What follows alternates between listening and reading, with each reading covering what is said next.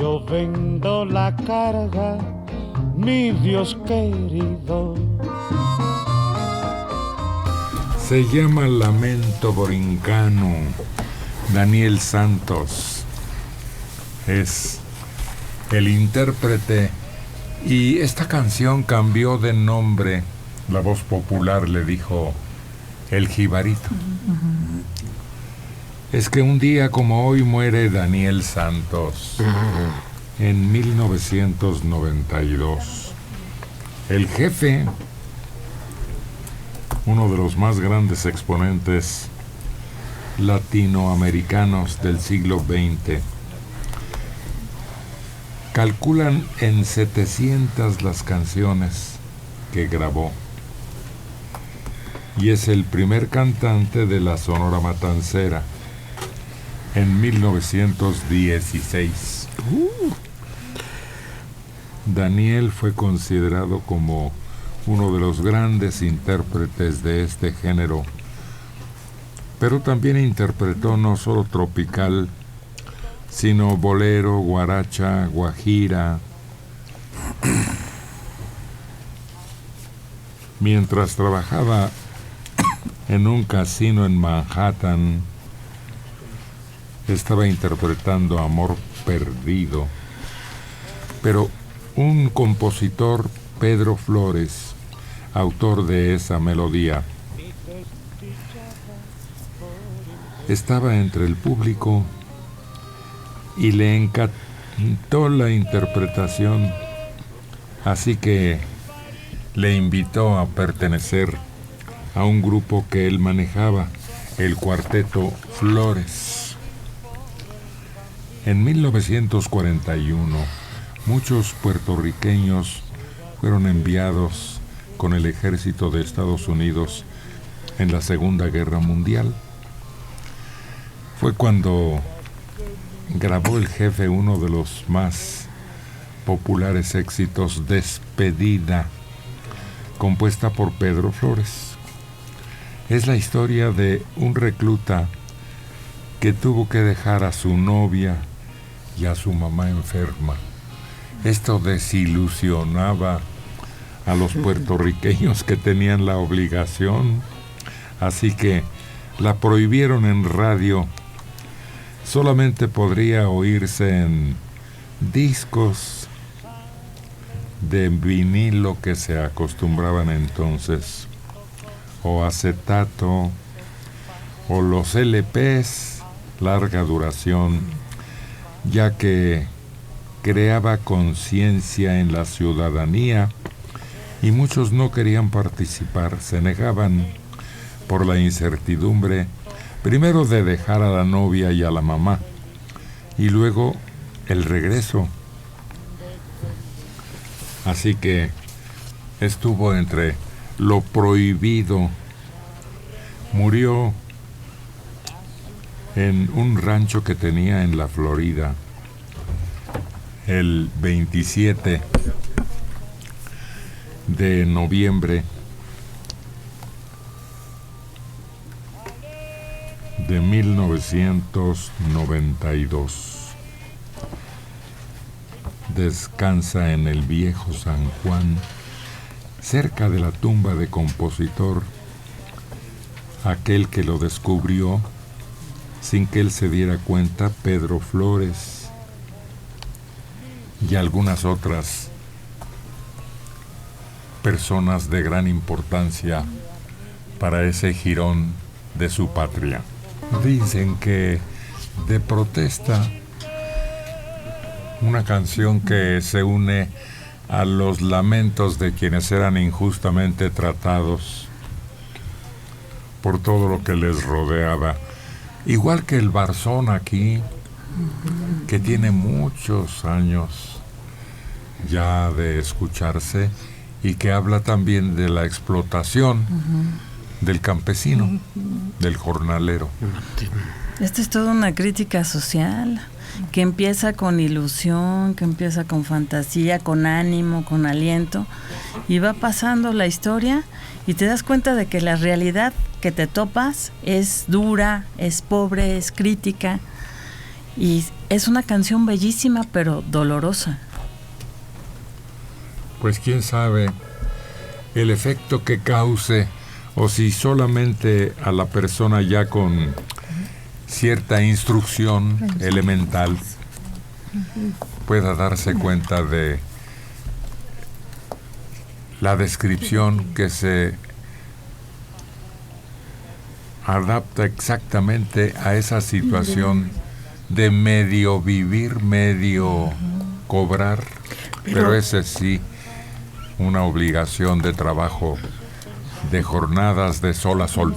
Pero ¿no será también una forma de tocar la conciencia del que vive en esa situación y que también levante su voz de alguna manera?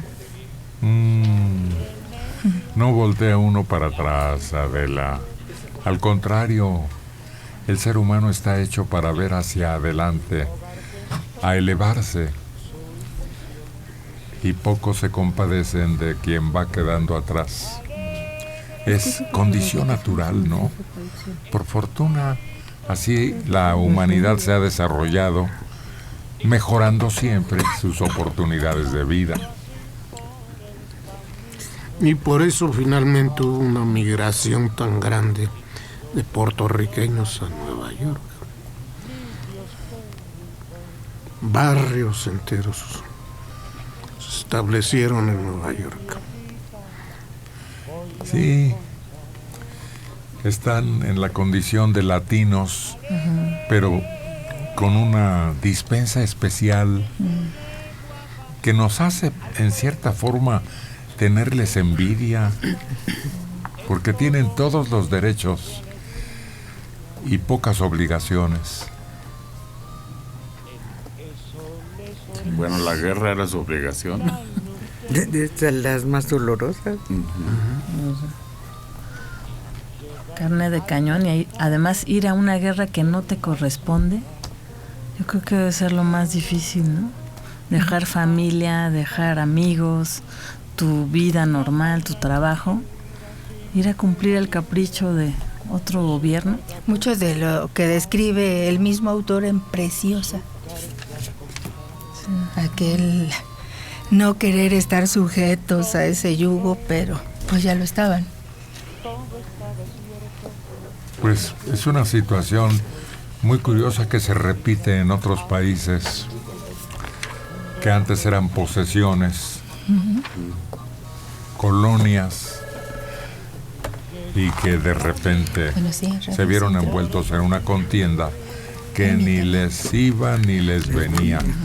Y así fue como, por ejemplo, en España, ¿a cuánta gente extraña se trajo el caudillo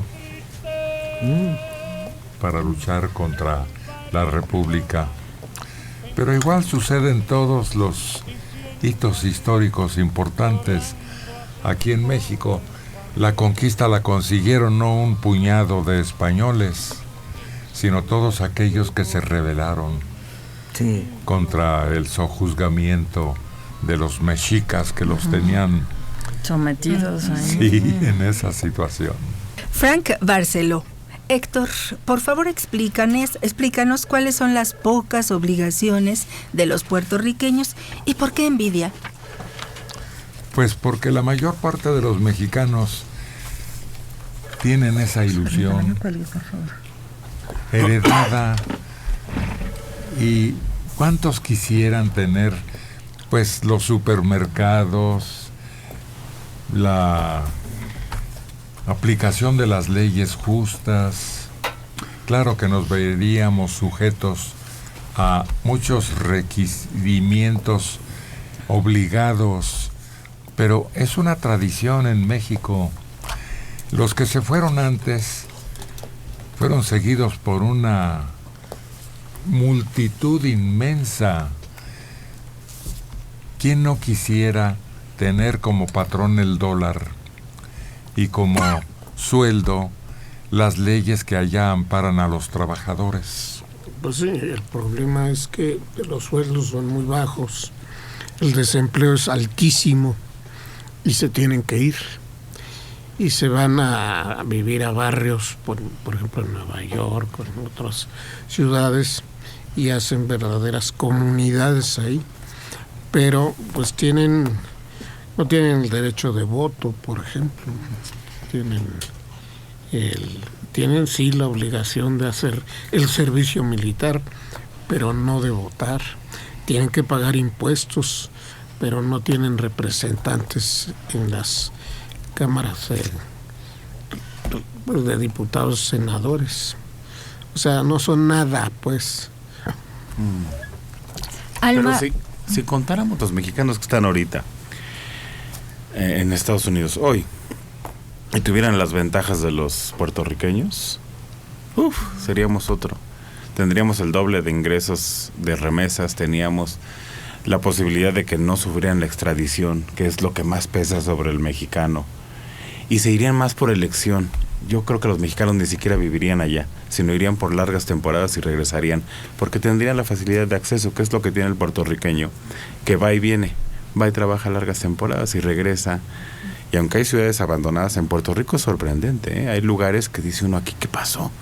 Pues es que toda la gente se fue a trabajar y están abandonadas, pero tendríamos muchas ventajas hoy si fuéramos como los puertorriqueños. Fíjate que yo no le veo las ventajas a ser como ciudadanos de segunda, que así fue como los vio Trump cuando sucedió lo de un huracán que arrasó con Puerto Rico, que causó muchísimos daños, y que se reservó el mandarles la ayuda, porque decían, ya estuvo peor Katrina acá en otra zona de Estados Unidos. No les pasó gran cosa, ¿no? El verlos ya desde ese punto de vista, como que se resisten, ¿no?